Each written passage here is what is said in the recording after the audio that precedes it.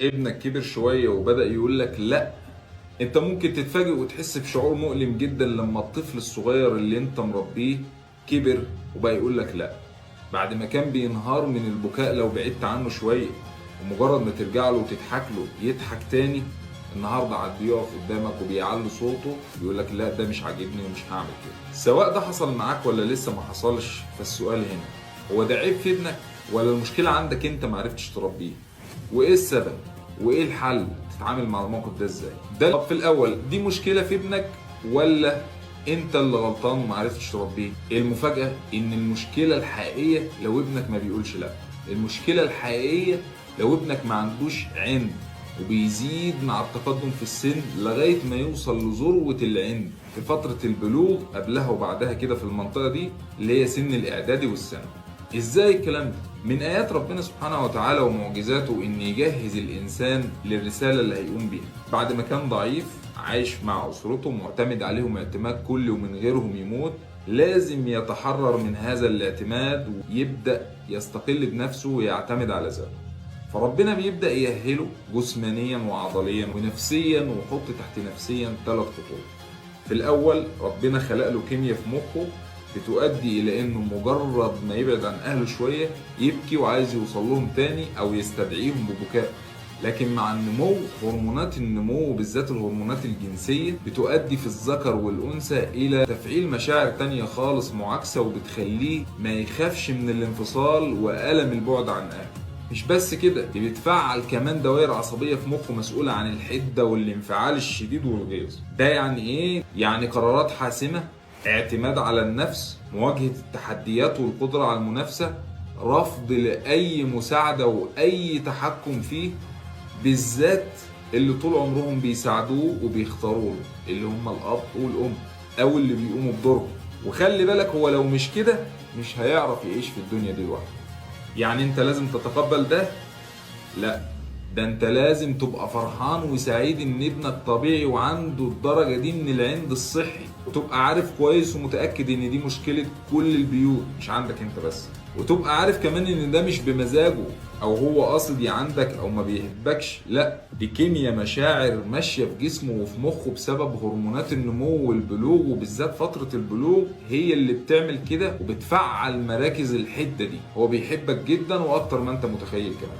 زي لما واحد ياخد مادة منومة فلما ينام ما تزعلش منه، ولما تيجي تصحيهم ويقاومك ما تزعلش منه، ده غصب عنه. ده في الولاد بس؟ لا طبعا، ده بيحصل في الولاد والبنات، ولكن الولاد اكتر حده، البنات كمان بتقول لا وبتعاند كده. الجديد بقى ان الحياه ما عادتش سهله وبدائيه زي زمان، دلوقتي الحياه بقت في عصر الصناعه وعصر معقد والتعليم المتخصص الدقيق الطويل، فبالتالي الفتره دي بتيجي في فتره حرجه في حياته، فترة هو مصيره ممكن يتحدد فيها اللي هي فترة الإعدادي والثانوي. فأنت لو سبته الأهواء الطفولية مع العند بتاع فترة البلوغ ده هيضيع، لأنه ما عندوش خبرة زيك ولا شاف تجارب نصك ولا حتى ربعك عشان يعرف يختار صح أو يقرر إيه حياته وإيه مصيره.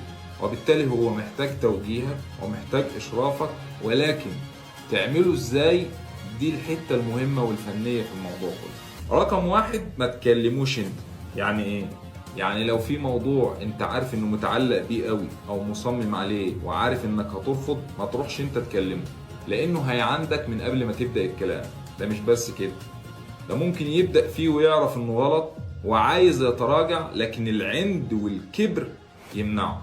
خلي حد تاني من الاهل المقربين او الاصدقاء يقوم بدور التوجيه ده، بس لازم يقوم بيه بشروط معينة. ايه هي الشروط؟ ان اللي هيقوم بالدور ده ما كانش ليه سلطة عليه ابوية قبل كده.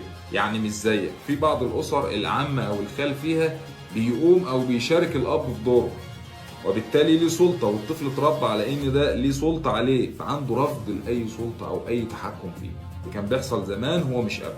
ايه تاني؟ لما يجي يوجهه ما ينفعش تظهر انت في الصورة ولا يبان انه جاي من طرفك او حتى هيرجع لك. يعني هو بيوجهه كصديق كند للند، انت بره الموضوع خالص. لو ظهرت صدفة او جه اسمك صدفة العملية كلها هتبوظ. طب انت كده منسحب؟ لا، انت كده بتوجهه وبتدير الامور بمنتهى الذكاء والحرفية بس من خلف الكواليس.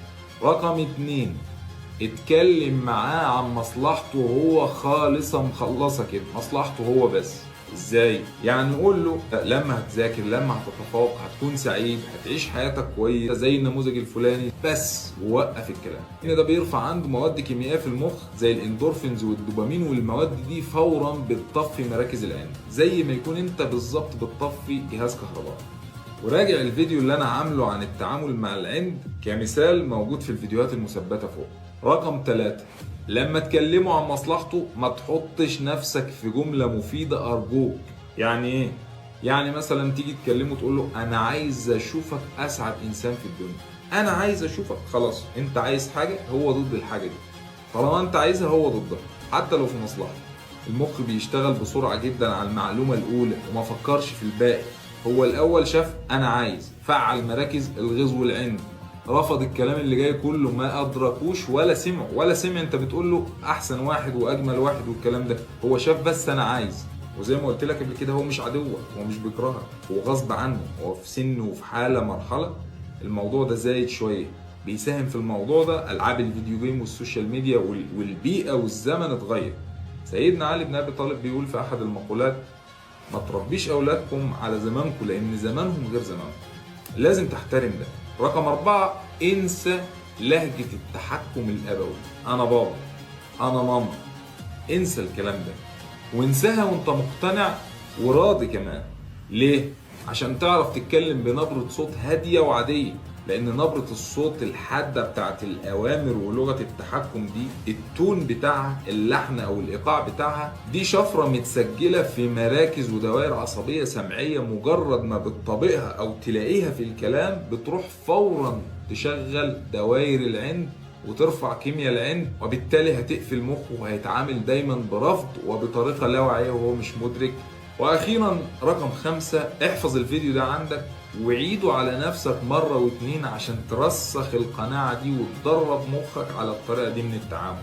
وابعته لزوجتك او ابعتيه لزوجك عشان يشاركك في النوع ده من الفهم والادراك، وابعته لأي حد محتاجه او هيستفيد بالفيديو ده.